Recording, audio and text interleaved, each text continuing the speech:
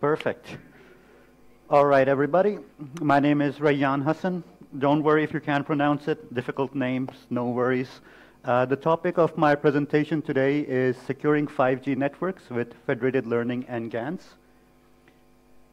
Before we go into it, I'll just give you a small introduction about myself.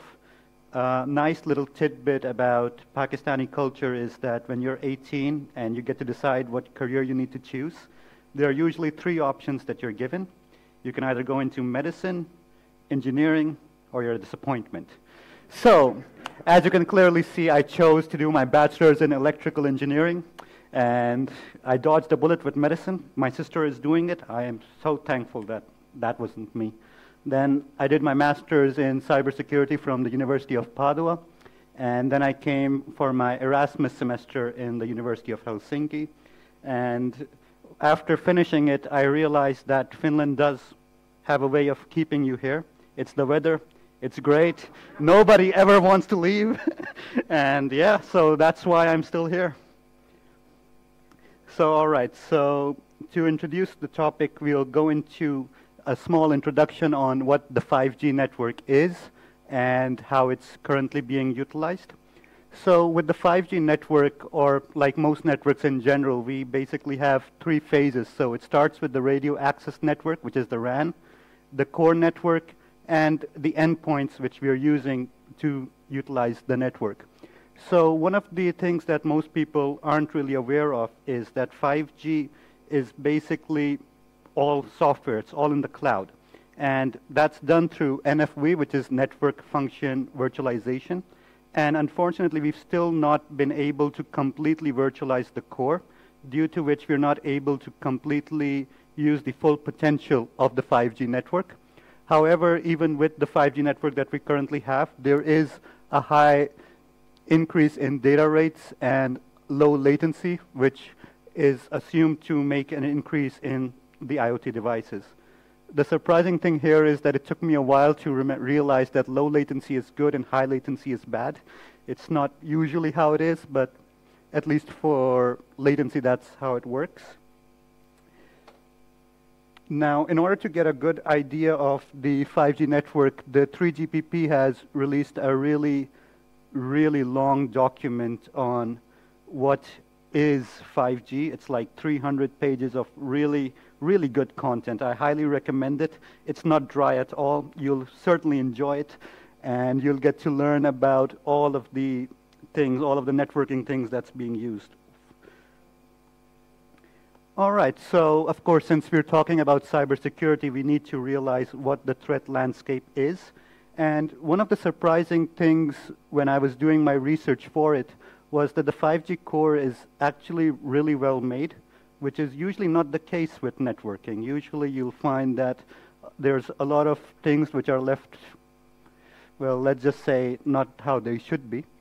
So when I was doing my thesis, my initial idea was that I wanted to secure the 5G core more.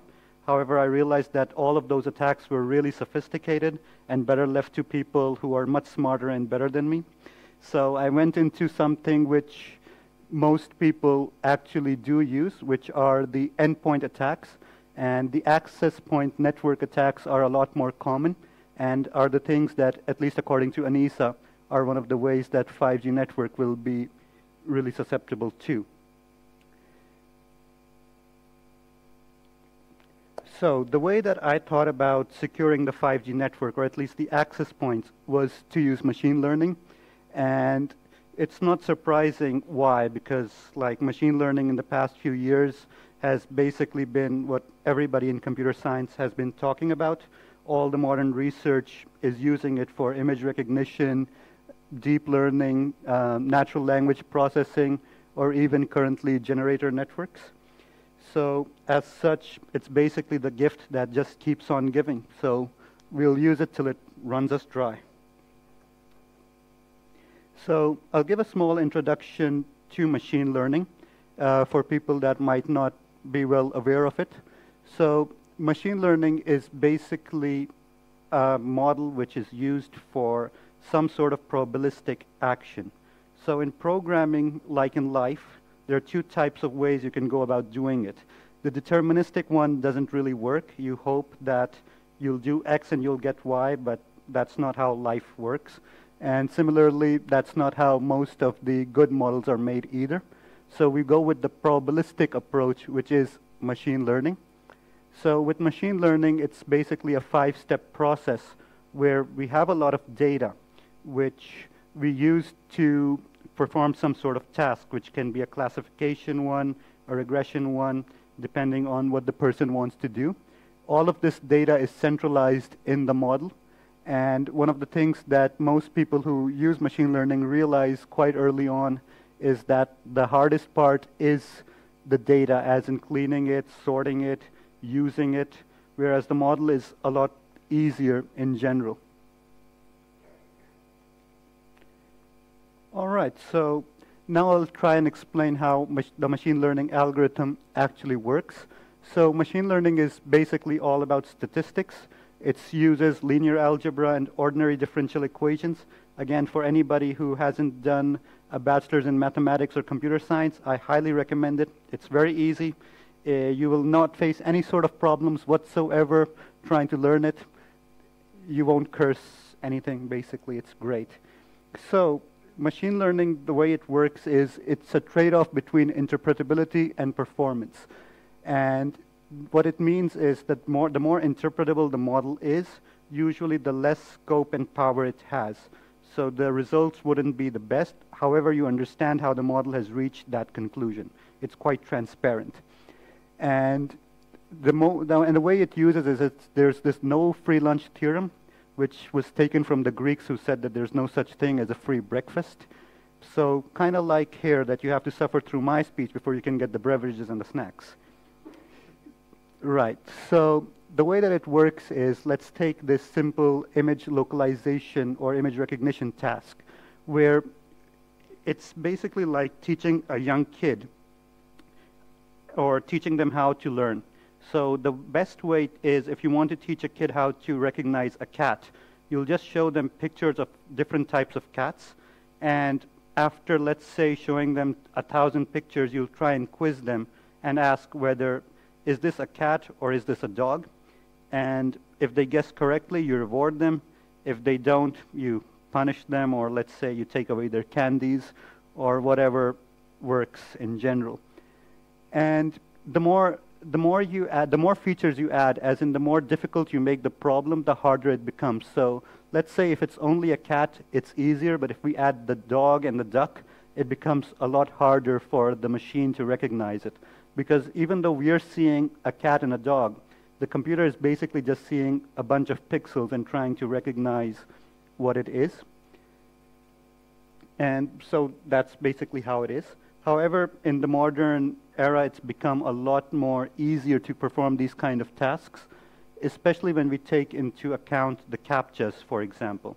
Now, there are two kinds of CAPTCHAs. Ones are like the blurred images, and those are where the computer or the machine learning model can't really understand whether it is a dog or not. However, the ones with the traffic lights, for example, with a little bit of those traffic lights on one side and a lot more on the other side, work in a completely different way, where they track the mouse that moves, if you're a robot or not. So the computer or the machine learning model would just work in a straight line, which is completely unhuman-like. And that's what the machine is actually testing for, not whether you're actually able to test whether the traffic light is in that section or the other section, which isn't something that most people know. So now we move on to deep learning and whether it's the same as machine learning. It's similar, however, it's not the same. With machine learning, we still have the interpretability, as in we understand the mathematical steps that the model is taking to reach its conclusion. However, with deep learning, we've completely lost all sorts of interpretability. It's basically a black box in which we add our data and hope that it gives us the answer that we want. More often than not, it does give us the right answer, and it's one of the reasons why we're still using it. So we just input all of the features that we want, we put it in this magic 8-ball cube, and we shake it, and it tells us what we want to know. And that's basically deep learning. Like I could explain all about the sigmoid functions and the activation functions, but it's basically just magic. It's just magic. There's a reason why it's called hidden layers. Like, it's just hidden. Nobody knows what's happening. We're just hoping that it doesn't screw us over. So now we move on to my thesis topic, as in what I did. So there's this idea made by Google, which is called Federated Learning, which was released in 2016. And the main idea behind it was that after 2015, a lot of people started taking privacy a lot more seriously. Cambridge Analytica in 2015 was one of the reasons why, but I mean, Facebook won't screw us over again, right? So we're fine. We're completely fine. All right, so the way that it works is that, like I mentioned before, a normal machine learning or deep learning model centralizes all the data in one place, which means that whoever is in control of that data basically knows anything and everything about you. So it's not hidden. All the personal information is in one place, and anybody can access it. So let's say in 2014, if you were using Google, every Google search that you've made with your name, address, location, everything is available, and they can use it for whatever needs they must. The way federated learning works is it tries to distribute the machine learning process, which basically means it makes it a lot more complicated. So the way that it does it distributes it in such a way that the machine learning model is basically trained on the end devices itself, as in it's trained on the mobile device itself, and the data never actually leaves the device it's on. The model is just already there. So if the model is trained on the device, then the results are actually what's transferred. It's not the data itself being transferred, but rather the results. So whatever statistical results you obtain from the model, all of those results are transferred to the global model, which in turn learns from those statistical analysis, updates the model, and sends back an updated model back to the original machine, which in turn updates itself. And that way you have a model that's continuously evolving and learning without your data being at risk. And that's the concept behind federated learning. Now we move on to adversarial learning. And the way that adversarial learning, or at least by the name, it's bad kind of learning. So it's something that the attacker wants to do, or the malicious user in this case. And what they are able to do is that because they have access to the device, which in turn means that they have access to all of the data that you have, or all of the data that the model needs to use, they can manipulate the data such that it results in the model giving results which you don't want. So let's say if the idea behind the model is to detect viruses, and it checks network traffic, whether the network traffic is malicious or not. And you know that the malicious traffic looks like this. But if you can change your data in such a way that you can hide the malicious traffic and show that the features actually make it so that it's not malicious, and what it would do is it would bias the model into thinking that the malicious traffic is actually not malicious, and the non-malicious traffic is malicious. And what it would do is it would make the system a lot more vulnerable. And it is possible to do it in federated learning because you don't have access to the data, so you can't actually check whether the data you get is like synthetic or not, whether it's real or not. You just have to trust whatever data you're getting. And in turn, what that does is that the performance of the model would decrease because the attacker has basically made it so that your model is trained on poison data. So the second type of adversarial learning attack that people can use are the generative adversarial networks. I'm sure many of you have already heard of the GANs, mostly because if you've seen any deepfake images or any sort of synthetic data, it's mostly made by these. So if you want any sort of content, the GAN can make it for you. And the way that the GAN works is it works on the concept of game theory. So again, going back to the thing that I mentioned before about deterministic versus probabilistic, as if you're trying to make a model that, like an AI that plays chess, for example, and you say, okay, if I move this piece, you're always moving this piece. then it's not really a good model, because after a few games, you'll understand what the AI is doing, and you'll make moves that prevent that sort of game. So you want the opponent to actually learn with you. And so that's where the GAN model comes in. So we just give some sort of labels and random noise to the generator. And what it does is it looking at those things. Huh? Wow, a blackout. Oh, never mind. It's a miracle. Eureka. We have light. Yeah, exactly. All right, so moving back towards the generator. So you just take some random data or random noise, and you associate some sort of labels to it, and you say, okay, does this look right to the discriminator? I know the name sounds bad, but it's actually a good guy. So the discriminator has access to the original data. It looks at what the generator made, and it looks at the original data, and it tells the generator, look, man, you need to get better. You need to work harder. You need to study more. You need to make these changes to make it so that it looks more authentic. And it sends these results back to the generator. Without letting the generator actually see the data, it just tells it what it needs to change. The generator keeps doing it over, let's say, 1,000 iterations. And after a certain amount of time, the synthetic data that it makes is very close to the original, such that the discriminator isn't actually able to tell whether it's the original data or not.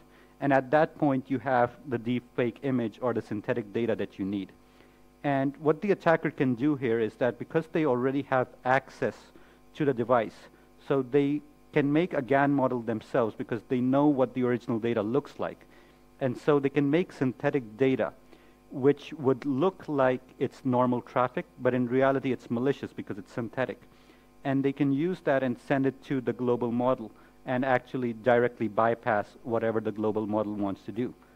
And that in turn is also a really difficult attack to detect, because the attacker already knows all the information that they need to make this attack. So it's very difficult to prevent it. All right, so now for the coup de grace.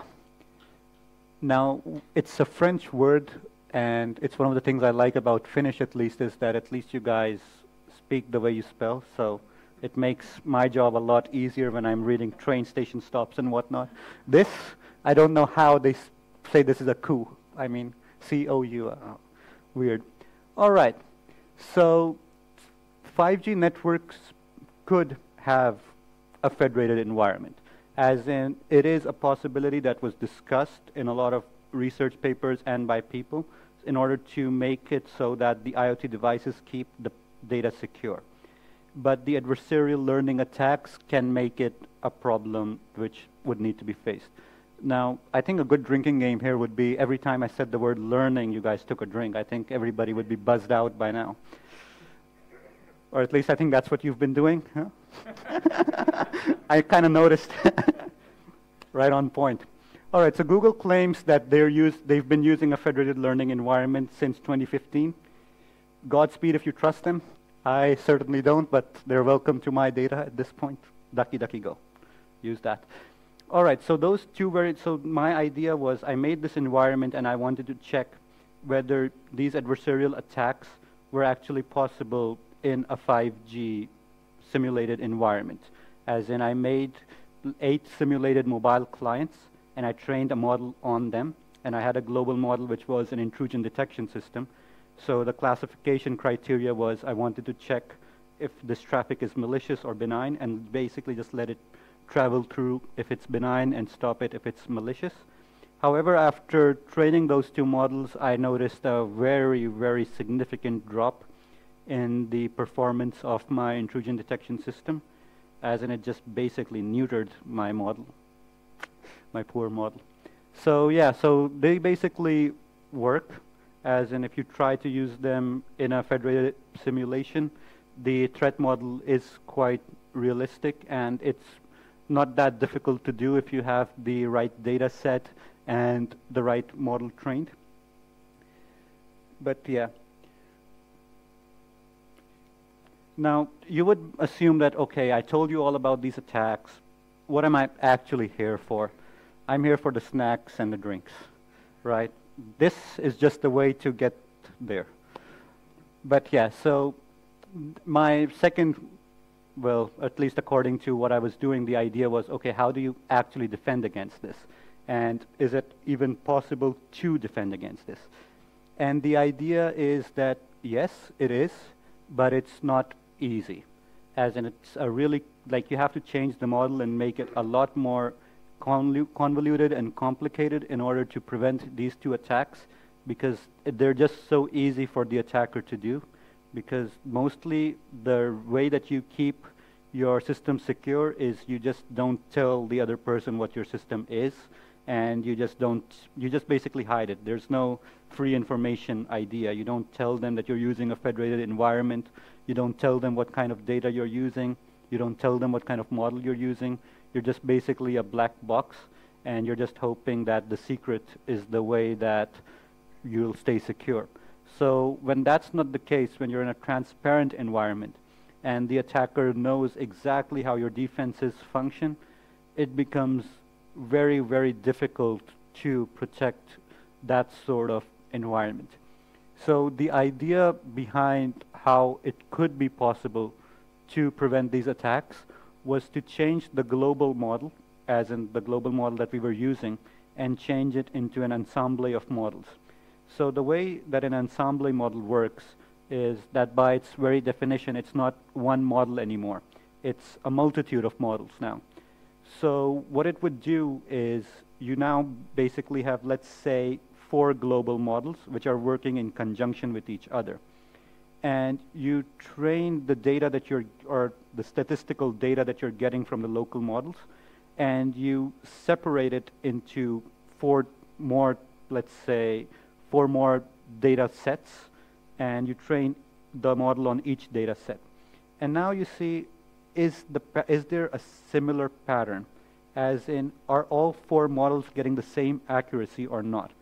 So let's say that 3 models are getting between the range of 80 and 90, and the 4th is getting 50%.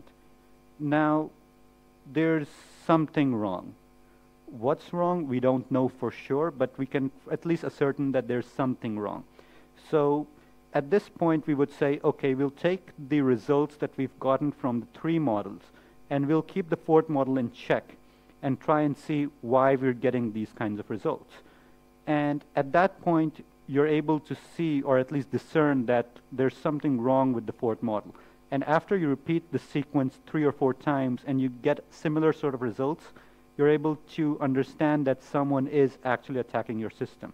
So you don't update your system with the model that's giving you a bad result, basically, or as in a completely unrealistic result. Now, there are a lot of things that can go wrong with this, but it's the best possible approach, as in it's not the ideal approach, which I'm told doesn't exist, but it's the best possible practical approach. The second way or the second thing that we also implement is, because we also have access to the statistical data, so we can create a GAN of our own and train it against the synthetic data as well. So that what it happens is that when synthetic data is, again, given to the model, it has a better chance or a better probability of understanding whether this data looks synthetic or not.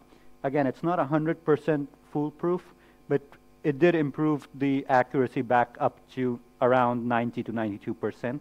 So it's still good.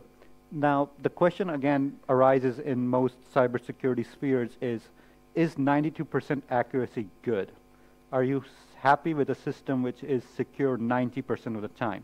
And that really depends on the risk profile that the company has and what kind of system that is. Because in certain cases, you want the risk to be as minimal as possible, and in other cases, you're able to take a bit more. It also really depends on what sort of performance there is and what sort of data confidentiality procedures there are. So it's a case-by-case situation, which doesn't work everywhere. However, it is still better than the alternative, which is just leaving the system as is, which doesn't really work more often than not. But yeah, so the way that this, or at least this diagram is working, is that we have 4 end devices, And each N device has its own data set, like I mentioned, which is X1, Xn, whereas Y1 and Yn are also the same thing. It's just, I don't know why it's written like that. And now we have the 4 different models. Now, the way that it's working is that the local devices are training the model and sending the statistical information to the global model. Now, there's a thing called differential privacy, which is being used when the statistical data is being sent. So differential privacy is also used in other situations. And what it means is that you're mixing random noise with the results. You can do this with normal data sets as well, and you can use it with the results as well. It's a very common practice which most firms who deal in machine learning do, so that in order to keep the data secure, they mix it with some sort of noise so that the data is more anonymized. However, again, it is, if you know what the, let's call it the cipher is, it's quite possible to break it, but it's just an extra layer of security that people use. After that, there's this aggregation algorithm, which in this case is the average one, where it just averages the results, and those are the statistical updates which are then used to update the global model or the centralized model. Now, the previous model that I was talking about was a supervised machine learning model. What a supervised machine learning model means is that there's data and then there's a label as well. So I have, let's say, 50 features, and I say that, okay, this combination of 50 features is malicious, this combination of 50 features is benign, etc., etc., etc. As in, I have to either manually label it or I have to get the data labeled somehow. With unsupervised model, there is no labeling, as in you just have 50 features, and now you let the model do the labeling itself. This kind of model is much better for detecting novel threats or detecting something that you would normally not be able to detect. However, it's much, much harder to make it, especially for an intrusion detection system, mostly because it's very difficult to predict whether the results that the autoencoder has given are correct or not. It's one of the reasons why most machine learning models are supervised in the first place. All right, so now I'm about to tell you something that I'm sure many of you don't know. It's a top secret. However, recently in December of last year, there was this new technology released, and it's called ChatGPT.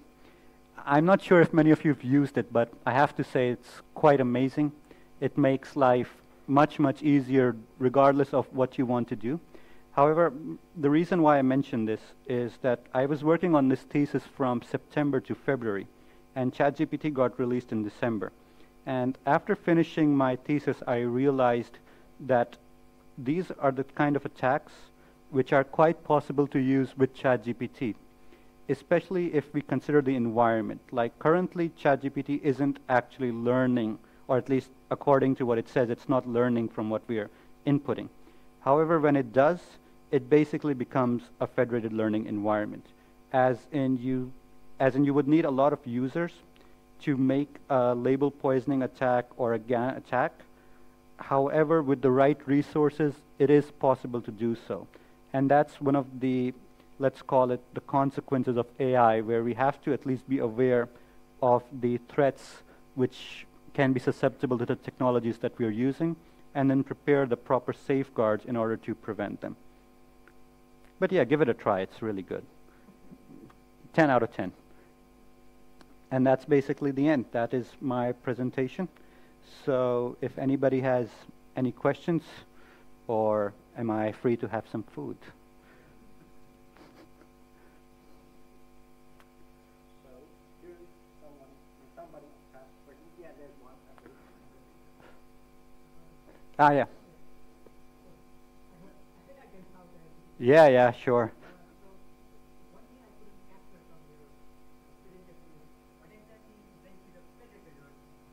I'm sorry?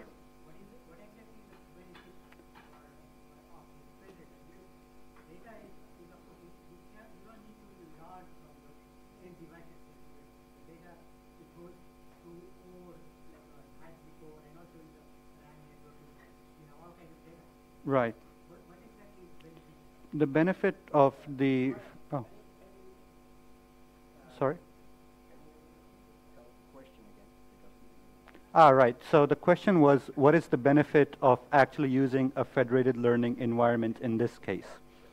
And the benefit of using the federated learning environment in most cases is mostly just for data privacy. And that's like if you have a lot of IoT devices and you just don't want your data to actually leave your device because it's confidential or whatever. So in that case, you would try and use an environment which limits the data leaving your network. And that's the only reason why people would use it. Besides that, there's really no other benefit of using this kind of environment. Yeah, because the reason you were wondering about, when you think about privacy, then shouldn't also, end user should also notify that, give the consent Right. to train. That is true. So in that case, you basically have no right to privacy, right? You just click the I agree, and some person from Facebook is going to come and do whatever they want. So who reads the terms of service anyways? It's like 10 pages long. I just hope that I haven't sold my firstborn in it, at least. Or well, maybe I'm happy that I have. I'm not sure yet. Any parents? So any other questions? Yeah? Wait a sec here.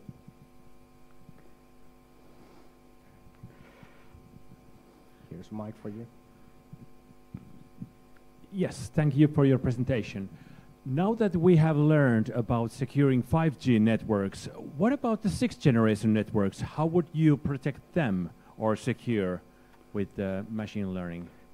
That's actually a good question. I personally haven't done any research on 6G and how it's different from 5G yet. However, even though, for example, my presentation was on 5G, it's not really limited to 5G.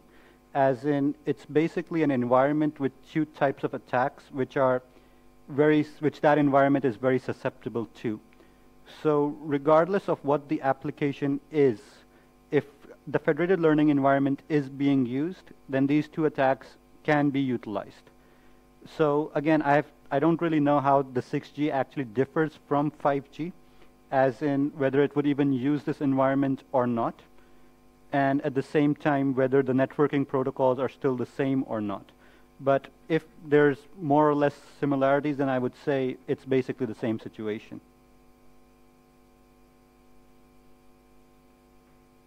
But yeah.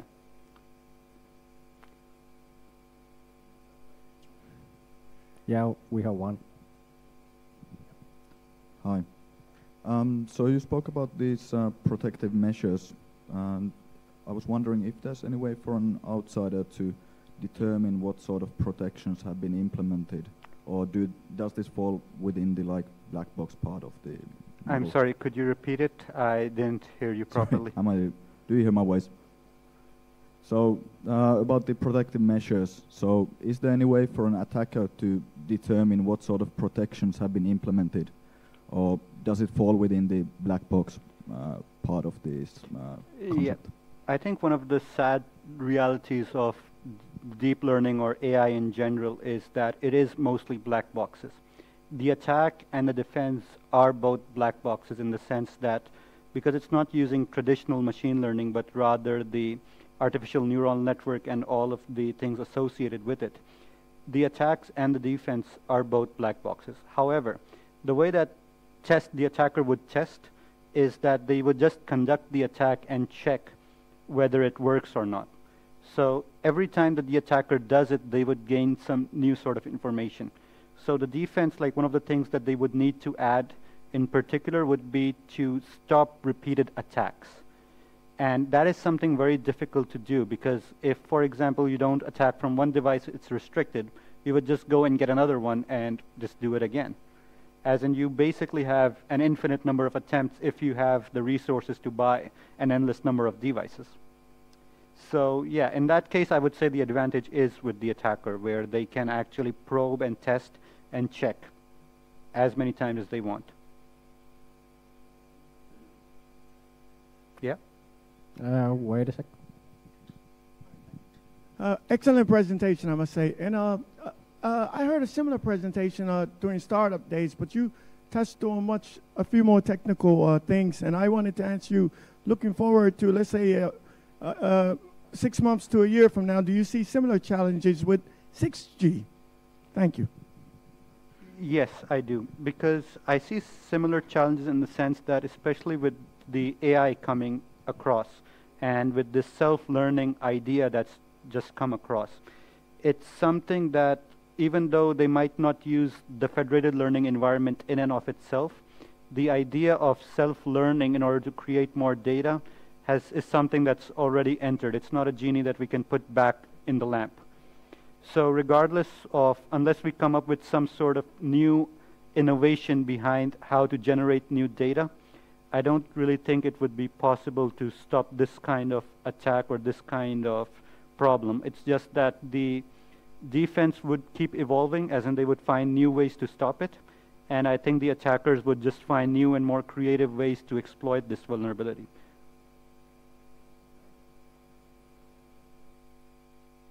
Okay, do we have still questions? Wait a sec. Thank you. When you were looking into the adversarial attack from the user endpoint, did you estimate how many end devices it would need to actually make a statistical difference in the federated model? Yes, that is a very good question. And the answer here is it really depends on how creative the attacker is. So currently, for example, the way that I did it was I had 8 devices, and I used 2 devices as the attacker ones, which means it's 25%, which is a really, really big number. However, when I did it even with 1 device, if I was able to change a significant amount of data, it was still making a significant decrease in the prediction. And what that means is that it really depends on how much data you're manipulating. And at the same time, it's also important to realize that because the way that the data is taken is it just checks whichever device is available. It chooses at random. However, there is a way to figure out, because there's no such thing as truly random in this world, or at least in the world of computer science, there's no such thing as a completely random event. So it is possible to predict which devices or which set of devices would be chosen, and the attacker does have the capability to ensure that their device is always chosen as well. There is a really interesting article about it. I just didn't cite it, and I don't remember the name of the author. I was just really happy to forget all of the research that I did. But yeah, no, it is very possible to do all of these things, and even with access to, let's say, 2 to 3 devices, if they are in that set, you can still do significant damage to the model, if the proper defense structure isn't in place, of course. If it is in place, then odds are that your attack might just not even work. I hope that answered your question. Anybody else? Yeah? Do you have a question back there?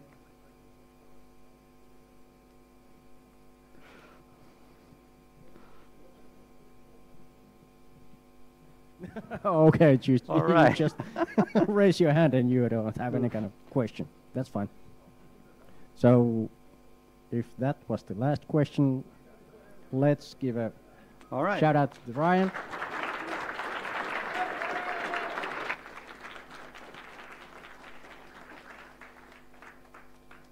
And